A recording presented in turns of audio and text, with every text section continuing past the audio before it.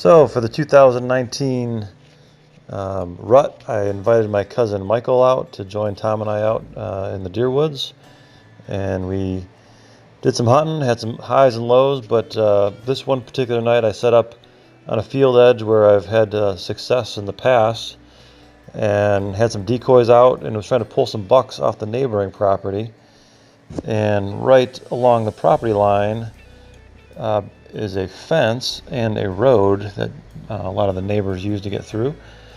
And the idea was to do some calling with the decoys out and maybe lure a buck over to my side of the fence where I could shoot at it.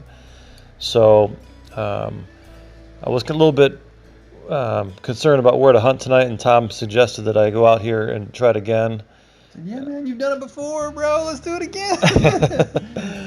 I was just so worn out from the days past for tracking deer and walking all over the place and getting up at 3 in the morning, and I was just exhausted. So Tom's like, yeah, just try that out. So I'd shot a couple nice bucks off that same field edge in years past, and this tactic I used tonight I actually did in 2017 and pulled a really nice 10-pointer out of there. So I set it all up. The rain was supposed to come in right about 6 o'clock, which was just a little bit after the last shot, and it was getting really windy. The wind changed directions, so it was actually really good for getting the deer to move when the wind changes like that.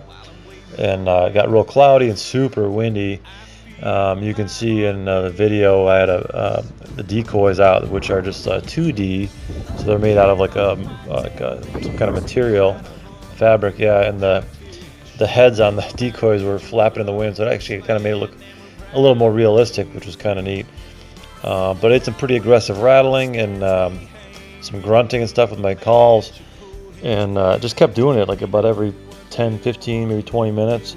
And then right in the last probably 40 minutes, I was doing a lot of aggressive rattling, and I started rattling. I look over my left, and I'm set up right next to the fence, and there's a buck staring at me like about 6 feet, maybe like 2 or 3 yards away. It was so close, and he was actually the wrong side from where you were. Yeah, the wrong side of the fence. I couldn't shoot him, but yeah, so he's on the left, but luckily the wind was blowing to my right, and so he didn't catch my wind, and so he was getting a little bit weary of me being right there because he did see some movement, but he didn't know what it was. And as he was staring at me, he turned around like he was going to bolt back across the street, and a car was coming, and he looked back and saw it, so he moved a few feet forward away from the car, and then decided, hey, I gotta jump this fence and get out of the way of the car, and he wanted to check out the decoy, so he jumped the fence, and right about the time he jumped, I drew back, and he was by then, like 10, maybe 12 yards away, and I blasted him as he was trying to get downwind of my decoys, and he ran about 60 yards and expired right there. It was picture perfect. Probably about a half hour before last light.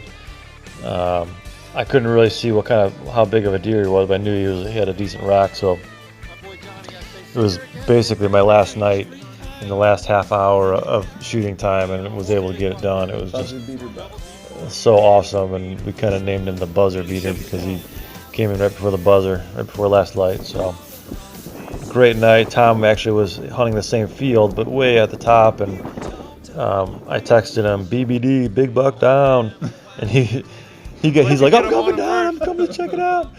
So I went and got the car, got over there, and he came down, and we went over and checked it out, and had a little trouble finding it in the field because it's so dark. Couldn't see very far with our flashlights, but ended up finding him no problem, and high fives and lots of excitement after getting that deer down. Yeah, we know what real hunger really is.